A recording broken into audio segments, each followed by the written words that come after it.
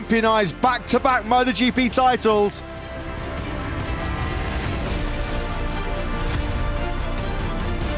Jorge Martin is all in for the win as a 9th sprint success turns up the heat on Bagnaia.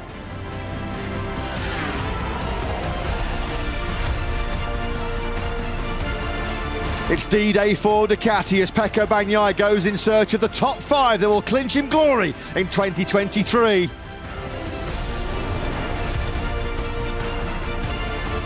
But Prima Pramac Racing are plotting a sensational turnaround as Jorge Martin aims to break Bagnaia's heart with a final round flourish.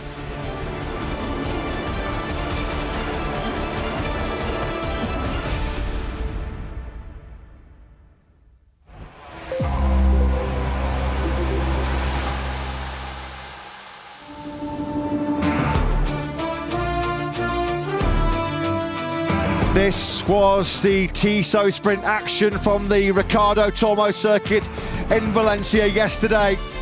It was first match point to reigning world champion Pecco Bagnaia, but Jorge Martin on cloud 9 with a 9th Tissot sprint win of the season. He did it the hard way as well after that close contact with Marc Marquez. But this victory, this moment means we have a title decider in MotoGP here in Valencia. It's all or nothing. It's Pecco Bagnaia versus Jorge Martin to see who will lift the 2023 MotoGP World Championship. History beckons for the both of them. No Ducati rider in history has ever successfully retained the Premier Class Championship. No independent team rider has won the championship in the modern 4-stroke era. That's the history-making achievement that lies potentially in store for Prima Pramac Racing and Jorge Martin. The sun is shining and the weather gods have smiled on us throughout this season finale here in Valencia. The grandstands are jam-packed to the rafters. This is the hottest ticket in world sport. This is the biggest sporting event in the world today. It does not get any more important. It does not get any bigger than this. As today is the day we crown a MotoGP world champion. Having the absolute pleasure and privilege of talking you through the most significant day of the season. In the commentary box, as always, is Matt Burt and Lewis Sotheby. Simon Crafard down on the grid and in pit lane. Pecco Bagnaia then knows coming into this 27-lap Motul Grand Prix of Valencia, he just needs 11 points to retain the championship. Amazingly, if we get a repeat of the result in yesterday's Tissot sprint, which saw Jorge Martin win and Pecco Bagnaia finish 5th, for just the 2nd time in Premier Class history, the first time in 56 years, there will be a tie at the top of the championship. Bagnaia will win it courtesy of his more Grand Prix victories on Sunday, but there has already been a plot twist, and it certainly plays in the hands of Pecco Bagnaia. Maverick Vinales on the factory Aprilia this morning, ignoring the black flag with the orange disc, which means he's got a 3-place grid penalty. Aprilia was smoking in the early part of that 10-minute warm-up session. He did not pull over to the side of the track and stop, as is the regulations. A 3-place grid penalty, of course, drops the record-breaking pole man to the 2nd row, but it puts Pecco Bagnaia on pole position for the biggest race of the season. Yeah, just when we thought we'd seen it all this weekend, we saw this in the warm-up session this morning. Maverick Vinales with smoke coming from his bike, and he did have a little gesture to the marshals asking for a little bit of guidance. We do understand that Massimo Rivola from the Aprilia team has spoken to our Italian broadcast colleagues at Sky, and they are not happy with this. Make no mistake about it. Maverick Vinales has voiced his displeasure on Instagram. There he is, asking the marshal, should I stop or should I carry on? He carried on and came back to the pits, but because he didn't pull over immediately, which is what you're supposed to do when that flag waves with your number next to it, Maverick Vinales gets a 3-place grid penalty. As you say, it promotes Pecco Bagnaia onto pole position, and he puts another bike between himself and Jorge Martin on the grid. A little bit of a wry smile, trying to brush that one off, because Maverick Vinales yesterday in qualifying, the one and only rider in history around this 4-kilometre Ricardo Tormo circuit that's found a lap in the 1:28s. Well, he starts P4 this afternoon. He finished the Tissot sprint in P4 yesterday. Took his first Aprilia pole position. Can he take his first Aprilia victory? The TV cameras, the reporters camped outside the factory Ducati garage. It is in hands coming into this 27-lap Grand Prix of Valencia. You'd certainly prefer to be in Bagnaya's shoes. It is still a position of authority that he starts this race from. 14 points clear of Jorge Martin in the championship. Now, right on cue, of course, there's been a bit of a stir, a bit of controversy regarding Maverick Vinales' penalty from this morning in the one, which drops him from pole to 4th place. We're just going to get a quick replay yesterday of Marc Marquez aggressive on the inside of Canet. This was Martin taking massive risk, wasn't it, for that 9th Tissot sprint win of the season. There was a big black rubber mark on his left shoulder in the podium celebration. There you go, he's just pointing it out there. Marc Marquez himself, very, very emotional, fighting back the tears as he looked at his team as he picked up the bronze medal for just his 3rd sprint podium of the season. There might be some more tears flowing in about an hour and a half's time at the end of this Valencia Grand Prix. Let's pick it up though down in pit lane. Aprilia boss Massimo Rivola giving some thoughts and impressions on the Vinales penalty. He joins Simon. Good afternoon, gentlemen. Yeah, good afternoon. Massimo, you've just showed me a replay. I've seen one on the screen. I watched it live at the time. Please give us your thoughts. The honest one is ridiculous. Maverick just followed the instruction of the marshal. They told him to continue. He slowed down enough to go close to them. And he didn't understand why he got the flag, because he didn't realize that he got some smoke for just 1, 2, 3 seconds, whatever, but it was just once. In fact, the bike was is the bike that is going to race now, so the bike was okay. So he didn't understand why we got that flag. He went there to ask why you gave me the flag. And you can see, obviously you cannot see the wording, but we had also 2 guys from our team just in that corner by chance, and they told him to carry on, and they just did it. So, and now we get a great position. I mean, it's quite unfair. Do you realize that what they were trying to do with that, making sure there isn't any oil spread or dripped around the track? Absolutely, but then why do you tell him to continue? I imagine there's a rule. Is that it? That when you see that one, you have to go off the track? I'm just, you know. He was going there to stop the bike, but they told him to continue. So they are the one that show the flag, and they are the one that judge you if you can stop or continue. They told him to continue. Thank you. And one last thing while we have you is Maverick's pace all weekend's been fantastic. It was pretty clear that the riders that had chosen the medium rear tyre went backwards. Yesterday, the soft rear tyres went forward, and Maverick was one of them on the medium, and he really looks to me like he's going to have the pace for the podium today. What are your thoughts?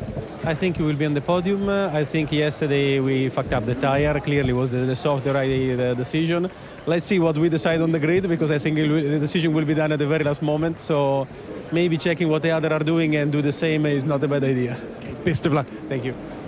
Thanks, Simon. Thanks to Massimo Rivola. Yeah, just a quick apology for his choice of phrase there. Of course, definitely sent some frustration and anger after Vinales' penalty, but by the book, the rules are the rules. When you see the meatball flag, of course, as it's known, the orange disc on the black flag, you are instructed to come and immediately to trackside to check on the condition of your bike. We'll put that one to bed though for now, as we focus fully on the battle for the MotoGP World Championship.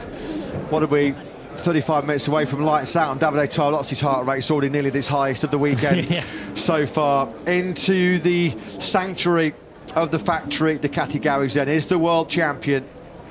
Only 2 riders previously in the 4-stroke MotoGP era have been in this position where they've successfully defended the championship. That's what Bagnaia hopes he can achieve over the course of the next 27 laps. Marc Marquez and Valentino Rossi, the only 2 other riders that have successfully defended the championship. This is a good sight, Lewis. Fabio Quartararo suited and booted inside the factory Yamaha garage, because he's climbing off his sickbed for this one. Yeah, wasn't feeling too well this morning, had a massive fever, we understand, which forced him to sit out the warm-up session. Quartararo was very quick in the sprint yesterday before before he crashed out whilst battling with Pecco Bagnaia, to get the very latest on how Fabio's feeling and a general comment on Yamaha's prospects for this final round of the season. Let's hear from Lynn Jarvis, who's downstairs with Simon. Yes, Lynn, yesterday, Fabio, fantastic start, fantastic effort and fantastic pace. It looked like he was one of the half dozen that were really up for putting it on the podium. We've heard he's sick. Can you give us some updates on his health, but also on your hopes for the race? Yeah, yesterday, it was a shame that he fell, but I think, as he said afterwards, he probably fell because he was leaving a big gap between him and Pecco when he passed, to not get in the way, but finally he was on the wrong part of the track when he turned. Anyway, this morning, unfortunately, when he woke up, he had a temperature of 39 point something, 39.4 or something. So he was not in good shape at all. And honestly, I thought he wouldn't race this afternoon. But if you look behind you, he's in the box right now. Temperature's down a little bit, still not where it should be. He's taken a few tonics from the Clinica Mobile, and he wants to race. So we told him anyway, if you don't feel good, pit in, stop, because the priority is Tuesday. But he's here, he wants to race, he's a racer, and let's see what he can do this afternoon. Yesterday's pace was really good. In our recent races, we've been good. So if he gets another lightning start, maybe he can be top 6, maybe. Yeah. Lynn, just to close another chapter off, we might not get to talk to you again about Frankie. Just a couple of words? A couple of words on Frankie. Yeah, no, Frankie, it's his last race today with us, with the factory team. He's done 2 years and 3 months, I think, when we brought him in early when Maverick stopped. Yeah, anyway, he's a great guy. He's a super guy, super chilled. And I think, we've done our best. He's done his best. But I think it was just time for fresh pastures for him and for us. I think he'll do well in Ducati because we know the bike is working well. The Pramac team is a great team. I wish him all the best. And at the same time, we welcome Alex on Tuesday. So I think it's a kind of a win-win situation for rider and for team. And anyway, I hope Frankie goes out with a great race today as well. Lynn, thanks for your time. You're very welcome. Thanks, Simon. Thanks to Yamaha boss Lynn Jarvis. So there you heard it from directly inside the Yamaha camp. Fabio Quartararo, a temperature of nearly 40 degrees. Thankfully, they've stabilised him, but clearly that Yamaha have told him that if he's not feeling it, if he's not feeling well enough just to pull in, they want him fully fit or as close to full fitness as possible when he has a hugely important test for the Iwata factory here on Tuesday on an upgraded 2024 prototype YZR M1. We just saw there Jorge Martin and Pecco Bagnaia both now inside their respective garages where the nerves will be jangling, the butterflies will be rattling around inside their stomachs. So many names, Lewis, you feel that could just gate crash the party this afternoon. We just saw one of them there, second in the sprint. We saw on the radio message yesterday, Prima Pramac Racing already fearing some strong race pace today from Brad Binder. He's got nothing to lose, and you do feel that Binder's going to be right in the mix this afternoon. Brad Binder starts from 5th place on the grid, and as you say, the Pramac team certainly took notice of his pace yesterday. We are literally Davide Tardozzi, that's the view he's got at the moment. Pecco Bagnaia a little relaxed as he gets ready, having a wave to his team manager and to the world who are viewing. There is Pecco Bagnaia having a bit of fun at his team manager's expense. So Bagnaia doing his very best, on the outside at least, to stay relaxed. He has done a very good job on the outside of not showing the nerves here this weekend. 5th place this afternoon is what he requires, which sounds a formality, but just how difficult will the likes of Binder, who we saw on screen, and of course Jorge Martin, make it for him this afternoon. 27 laps between himself and the championship, but you just have that feeling that there might well be one more twist to go yet. He's trying to display outwardly at least this aura of calm, aura of serenity, but they was taking some big gulps of that water bottle there. He said yesterday he's been here, he's got that experience from last year. Of course, it was a much more of a comfortable position coming into the final round last year against Fabio Quartararo when he was 23 points clear. It was all pretty much a formality, wasn't it, for Bagnaia. He said the most intense period before the start of this Grand Prix is those final 10 minutes on the grid where you're fighting to keep the heart rate down, you're trying to block out all the noise that surrounds you. Of course, so many farewells to various teams in this MotoGP race coming up. It's been a short and very injury-ravaged spell at LCR Honda Castrol for Alex Rins. Of course, the undisputed highlight was his double podium in the Austin round in COTA, where he took a brilliant race victory. It's been a tough old year, though, for Rins. Still recovering, still 2 or 3 months away from being back to his 100% best with those serious right leg fractures in the Tissot sprint in Mugello. Luca Marini, of course, will bid farewell to Mini VR46. It's a nice montage, a nice photo display on the back of his pit wall. The memories of 6 seasons at VR46. He's going to Repsol Honda, but probably the biggest farewell today. This today is the end of the MotoGP World Championship, but down at Repsol Honda, Lewis, it's the end of an era. 11 incredible seasons together for Marc Marquez and HRC. We saw him sort of crack yesterday. There were tears flowing at the end of that sprint, and this is probably the day that Marc Marquez never thought would happen, and once he confirmed he was going to Gresini Ducati, has been dreading for quite some time. Yes, I remember speaking to Marc Marquez on the day that his departure from Repsol Honda and the joining of Gresini was announced, and there was a noticeable emotion there. This is a bit of a pre-race huddle, isn't it, at Pramac? Perhaps this is just the final words of encouragement from Gino Borsoi to Jorge Martin. Disfruta y hemos sido los mejores. Da igual que me acabe. Gracias por todo. Yeah, there's Gino Borsoi there. I think just one final message saying we've worked so hard. We've already had a fantastic season, but let's get the job done. Let's get this one over the line. Really, all the pressure, all the focus is on the shoulders of Bagnaia. Nobody expected him to surrender a 21-point lead in this final Grand Prix weekend, but that is the situation that could happen as Jorge Martin tries to be our 5th different MotoGP world champion in the last 5 years. There's so many MotoGP legends on site here this weekend. There's one of them, Valentino Rossi, the GOAT, arguably the greatest of all time, 9 times world champion. He is here to offer his support and his advice to Pecco Bagnaia, and one of Valentino's big foes from back in the day. Great to see him here as well at this final Grand Prix in Valencia. It's the Brazilian Alex Barros who joins Simon. He does, and Alex had an awesome career in the big class from very young to quite old by the time you stopped. And yeah, and I'm really curious what you think of what's happened this year, championship-wise. Well, it's for me, it's very nice, the championship, all the season.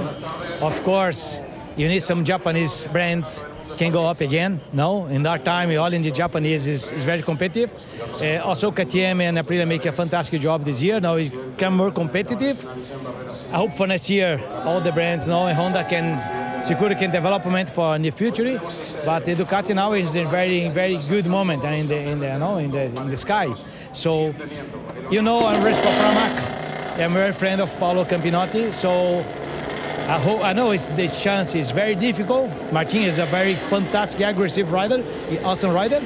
But I have a small chance that Pramac can win. So I hope they can have this title. I know it's very difficult, but the hope is the last thing you can die, Alex, you were always a great rider, also a great person to have in the paddock. Good to see you back here. Bye for now. And fantastic job is to make, and I hope you continue for a long year. So your information is very important for us.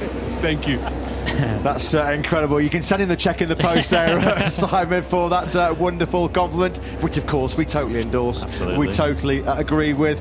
Just talking about some emotional farewells. It's not a goodbye, is it, to Pol Espargaro, but he does bring down the curtain on this particular chapter of his career, stepping aside as Pedro Acosta, the Moto2 world champion, comes into Gas Tech 3 next year. He will be very much still an integral part of Gas's project. project next season, likely to do as many as 6 wildcards, a test rider as well. So a big day as well for Pol Espargaro, of course, a former Moto2 world champion who's, fair to say, had an incredibly difficult and injury-hit campaign as well in 2023. Yeah, spoke to Pol Espargaro yesterday, and he was telling a bit of the story, a bit in deeper detail of what he's been through this season. Just when you listen to the journey that Pol has been on this year to try and get himself back on the bike, you can only have just admiration and be in awe of the man from what he's been to after the crash he had in Portimao earlier on this season. Pol Espargaro's got some fond memories too of this particular place. Of course, he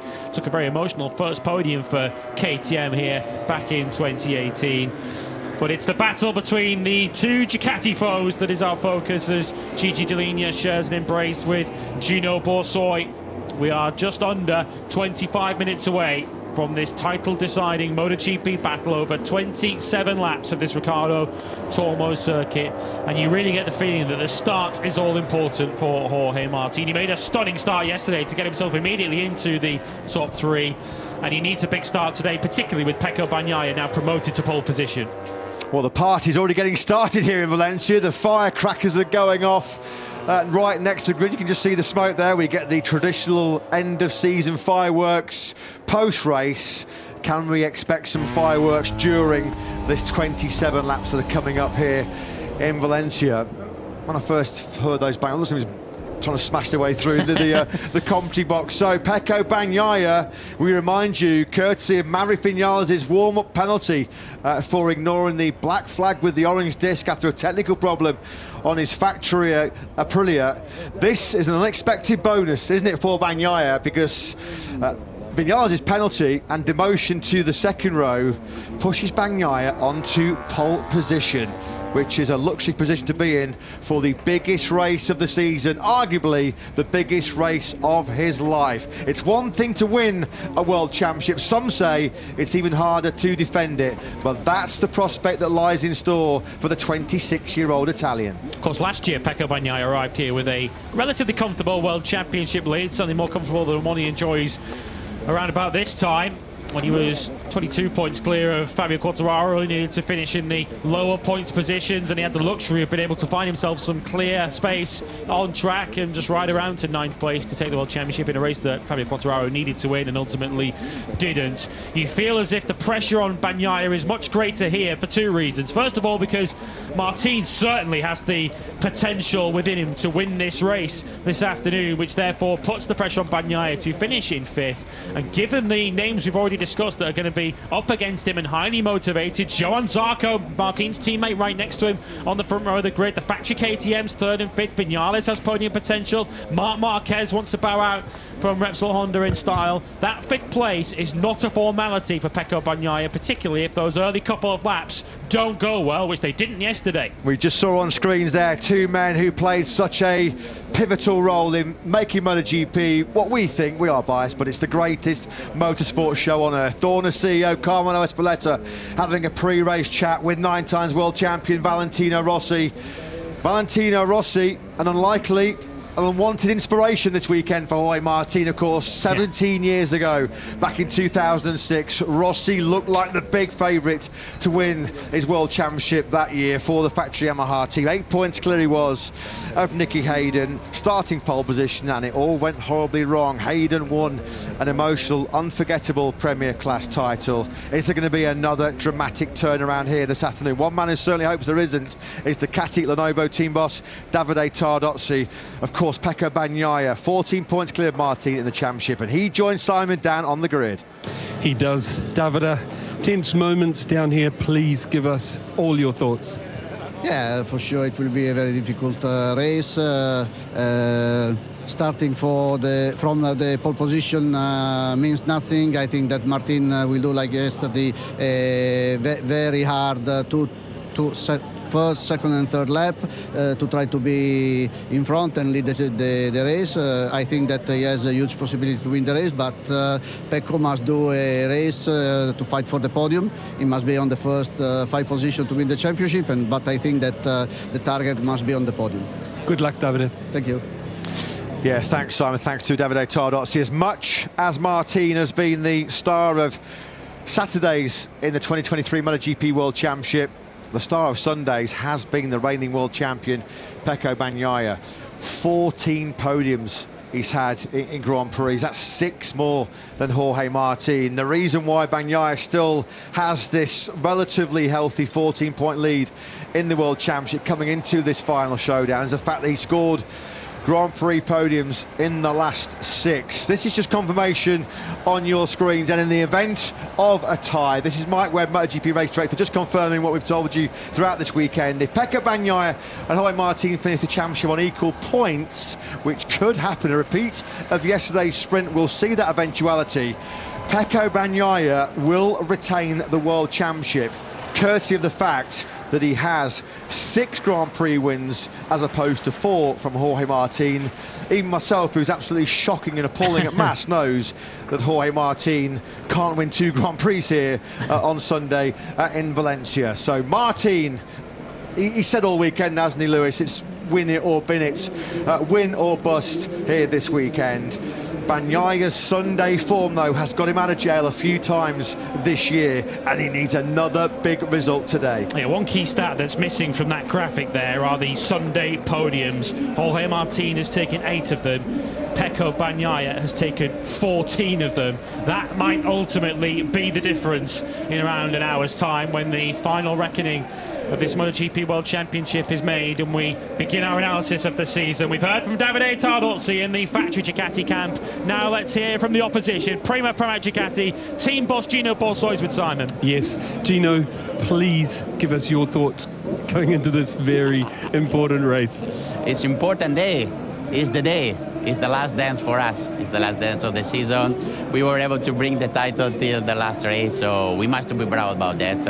I know that we are strong. We are strong. We showed yesterday how strong we are. We show how strong we are from middle to end of the season. To me, Jorge is the best rider on track, and we will try again today. We never give up. We know we have a good chance, the last chance, but he's faster and everything can happen. Gino, great words. Thank you.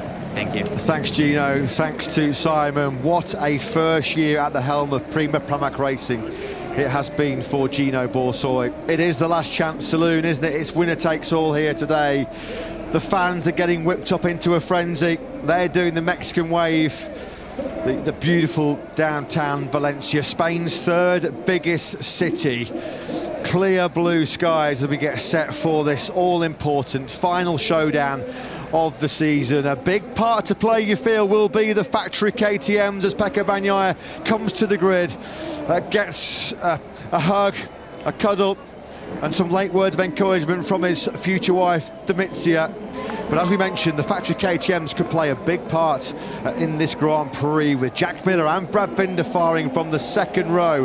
Binder second in the sprint yesterday, a great race pace. Let's get some pre-race thoughts here in Valencia from their team manager, Francesco Guidotti, who's with Simon. Yes, Francesco, it sounded like Jack had a technical issue yesterday. Maybe you can confirm that, and I'm hoping he can do something great today, because he's been fast right through practice qualifying. Brad was awesome yesterday, and we know what he's like when he wakes up on a Sunday and decides what to do. My gut feeling is he's going to fight for the win. Can you give us your thoughts going into this last race? Yeah, yesterday Jack had an issue with the launch control, so he started like old style, but we know this category old style is it's not what we need. And yeah, the race is unpredictable. Last race of the year, the fighting for the title is still open. Everybody wants to win the last one before the winter break, and we will try. We are there, and we have some good feeling. Yesterday, Brad was super good, and he will try again today. Great stuff. Good luck. Thank you.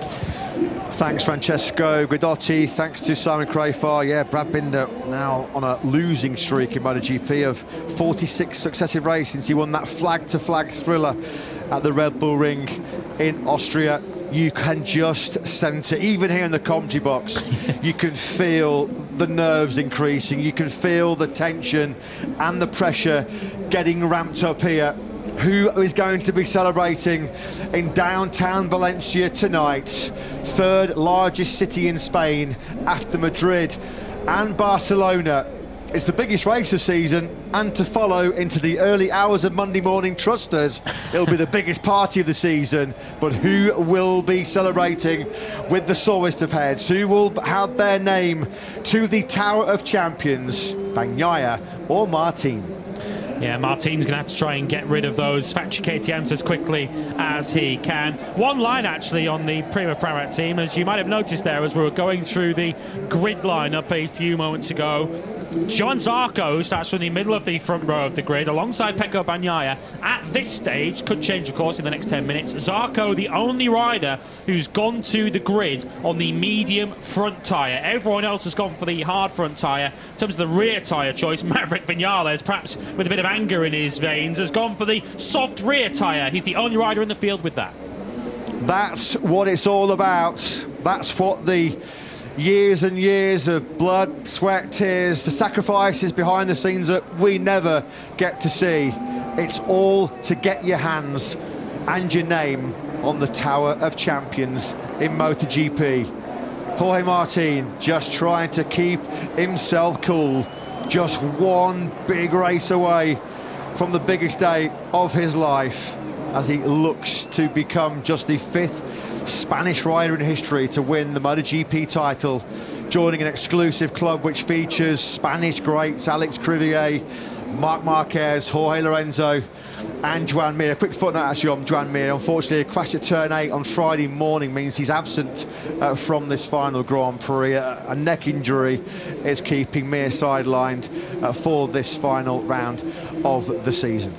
No Miguel Oliveira here either, sadly, after the injury sustained in the sprint in Qatar last weekend. His place for this final round of the season is taken by Lorenzo Savadori on the second of the RNF Aprilias. The maximum wave out in full force. We'll be riding the crest of the wave at the end of this Valencia Grand Prix. Well, we know who Valentino Rossi is supporting. This man, Pecco Bagnaia, I'm delighted to say. Simon joins Valentino now down on the grid. He does. Valentino, please give us your thoughts, not only on your brother and everything he's achieved this year, your team, but the championship and the fight we're about to see. Yes, about us, we are very happy for the team because we have a lot of points in the team championship. We are in the P3 and we are able to bring Bezzecchi in the top 3 in the championship. We won some races. We did a lot of podiums also with Luca, so we are very happy about the job. And today is the last race in Valencia, good weather, so everything is ready. Pecco need to start well. Today everybody will have hard front and medium rear, I think 90% of the riders, so will be more equal the battle. So you have to try to arrive in front of Martin or just on the back. Thank you for your time, Vali. Great to see you back. Grazie, ciao a tutti. Yeah, grazie Vale. Fantastic to see Valentino Rossi here.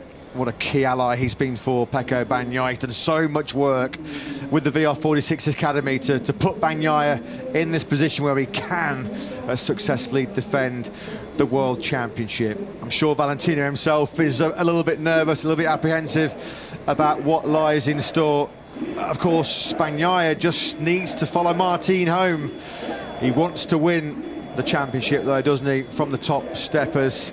This is going to be a photograph that I think many of us thought we would never see.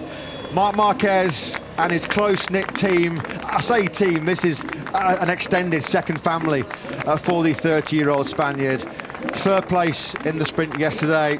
They have had some ultimate highs, some real tough lows in their 11 seasons together. A journey that started right here back in 2012 when he made his Honda debut in the post-race test, and even pre-race, Marc Marquez just struggling to compose himself, fighting back the tears as he starts what for the time being will be his Honda farewell. He's been at pains to point out that he's not saying that this is my last race at Honda. This maybe is not the last goodbye. Not ruling out possibly being a Repsol Honda rider at some point in the future. Of course, Gresini Ducati is the next destination for the 8 times world champion in 2023. He would love to end his Repsol Honda stint now, though, on the podium like he was in the sprint yesterday. We're going to take a pause now very, very shortly as the build-up to the biggest race of the season continues with the Spanish national anthem.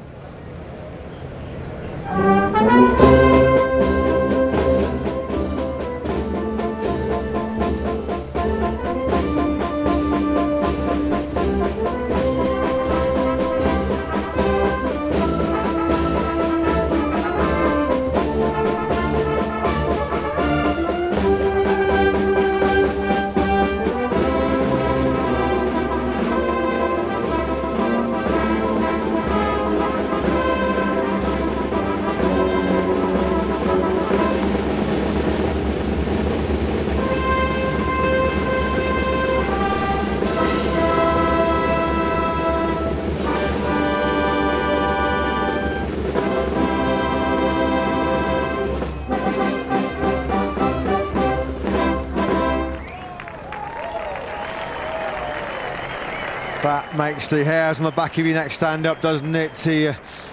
A musical ensemble from nearby Cheste then, building us up towards this Grand Prix.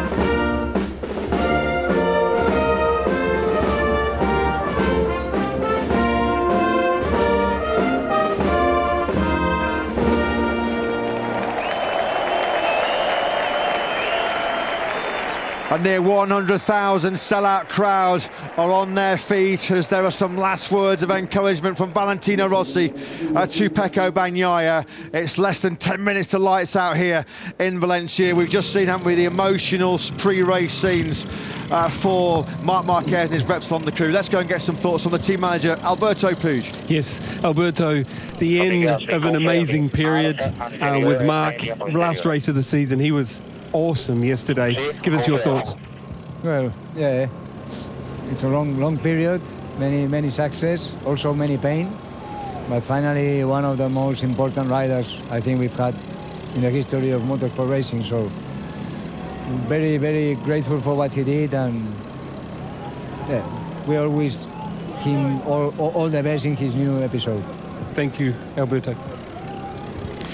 Thanks to Alberto Puig. We just heard there from the team radio in Ducati, just checking the rear tyre choice. Bagnaia said yesterday all he will do is pick the exact same Michelin combination that Jorge Martin will pick. Are there just a few late mind games? There's been a fair amount of psychological warfare going on between Bagnaia, Martin and the respective Ducati camps.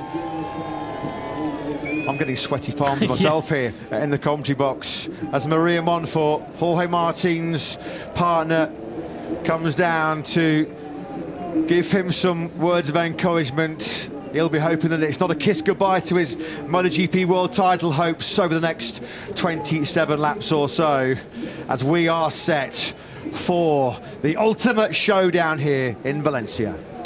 For Jorge Martin, in some respects, his job is simple. He's got to go out there and win the Grand Prix and hope for some help from elsewhere.